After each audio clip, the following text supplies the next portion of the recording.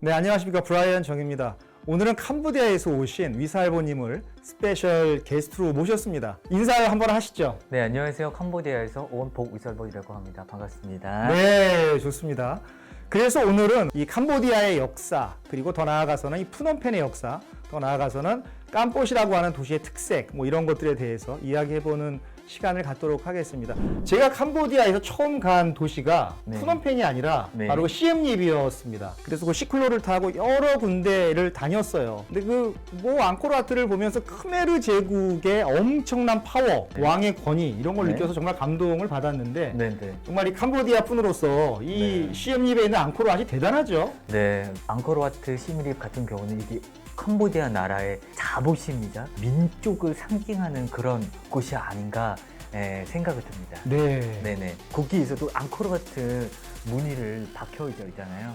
그만큼 앙코르와트가 캄보디아의 영혼, 캄보디아 문화를 상징, 캄보디아 민족을 대표하는 재산이라고 할 수 재산이고 있습니다. 성지 같은 그렇죠, 맞습니다. 그런 장소죠. 그래서 제가 그 시클로를 타고 여러 군데를 다니면서 사원도 보고 건축물도 보고 앙코르 톰인가요? 뭐 그것도 보고 많이 봤는데 거기서 왕이 중요한데 왕이 이렇게 돌아가시면 그 왕이 네. 어떤 신들과 만나는 접점, 신들과 만나는 의미로서 그 왕의 사원을 줬는데 그 왕의 사원이 바로 앙코르와트이다. 네. 저는 그렇게 알고 있거든요. 네네네. 근데 모든 왕들이 다 거기 묵은 건 아니라 딱 한 명. 이 앙코르와트를 설계하고 성립하는 왕만 거기에 묻혔습니다. 모든 왕이 아니라. 모든 왕이 아니라, 그리고 모든 사원들이 다 무덤처럼 한 것이 아니라 특별히 그 앙코르와트만 그렇게 한 겁니다.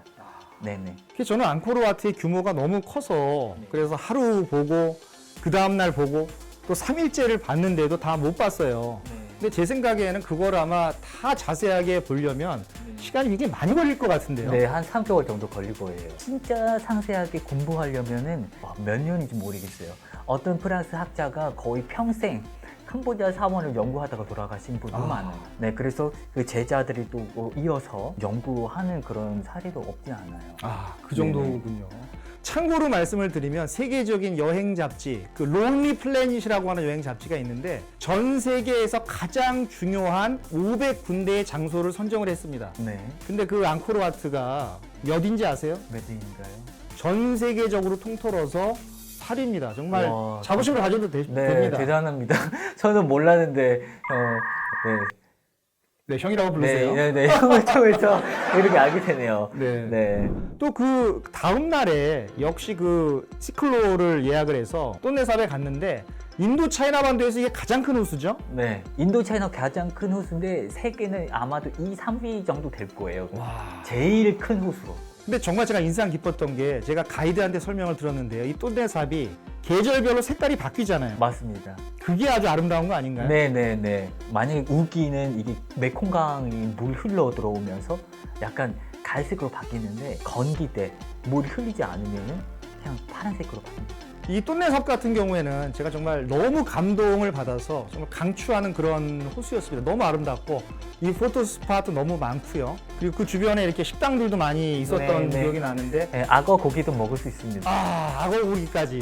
거기서 악어가 사나요? 악어를 키워요, 그 주변에. 악어를 키워서. 네, 그 가죽을 이게 하려고 하는데 벗긴 다음에 이게 남는 살은 너무 아깝잖아요. 살 부분이 있으니까. 네, 근데 악어 고기가 참 맛있습니다. 아, 저는 식감이 닭같고 냄새만 생선이에요.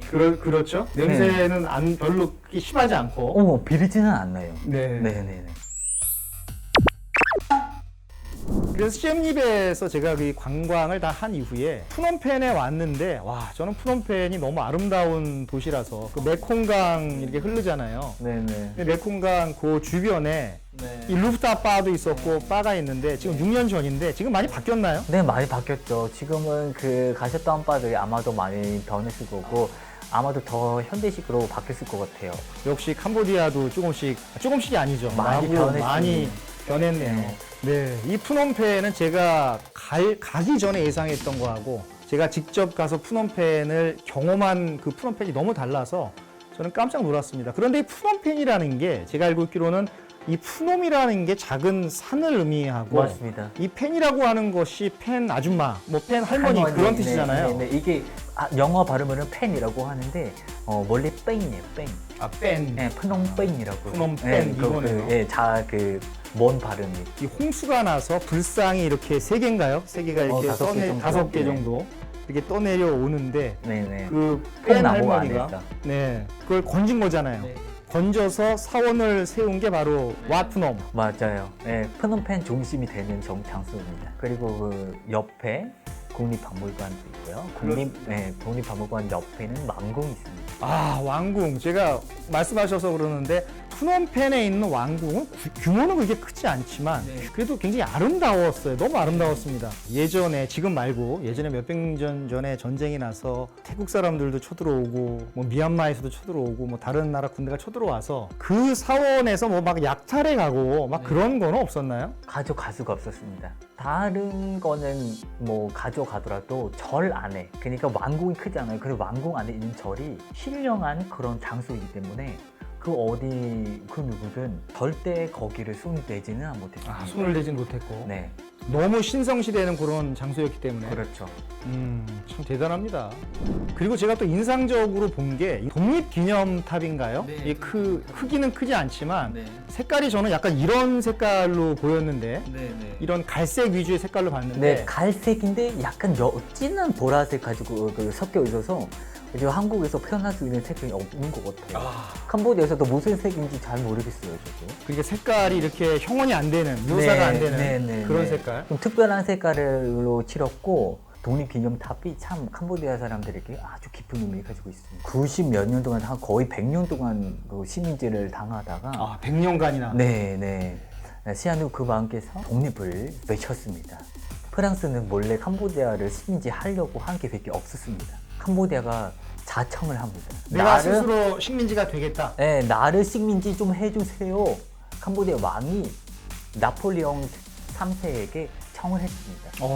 저는 좀 이런 경우는 제가 처음 보는 것 같은데요. 두세 번이나 청했어요. 처음에는 답장이 없었다가 나중에 그래 해주겠다 해서 식민지를 하게 됩니다. 그래서 식민지 생활을 하면서 프랑스의 식민지로 전락을 하면서 이 불어의 영향이 많이 남아 있죠. 그렇죠. 그래서 의학이라던가 약학이라던가 대부분 다 프랑스어를 쓰고 있어요. 프랑스어를 좀 하시나요? 저희는 영어 시대입니다. 이제 영어 시대가 네, 됐고. 네. 근데 이 한국인의 관점으로 보면 캄보디아 말이나 태국 말이나 미얀마 말이나 라오스 말이 제 눈을 봤을 땐 거의 다 똑같은 거예요. 비슷해요. 꼬불꼬불하고. 네네. 왜냐하면 이게 15세기쯤에 그때 캄보디아가 태국한테 전쟁을 진 다음에 캄보디아 지식인, 그리고 왕궁에 있는 모든 학자들을 다 끌어갔어요, 포로로. 그래서 거기서 태국 왕궁에서 말도 가르치고 악기, 문화, 의상, 어휘, 글까지 모든 것을 가르쳤어요. 근데 태국도 본인이 고유성어를 만들어야 되기 때문에 그래서 캄보디아와 다른 방식으로 만들어졌죠. 네, 그렇습니다. 이렇게 푸놈펜의 역사, 푸놈펜을 이야기해도 벌써 이렇게 많은 역사적인 게 나옵니다. 근데 또 너무 역사 얘기만 하면 재미가 없을 것 같으니까 제가 궁금했던 게, 또 제가 느꼈던 게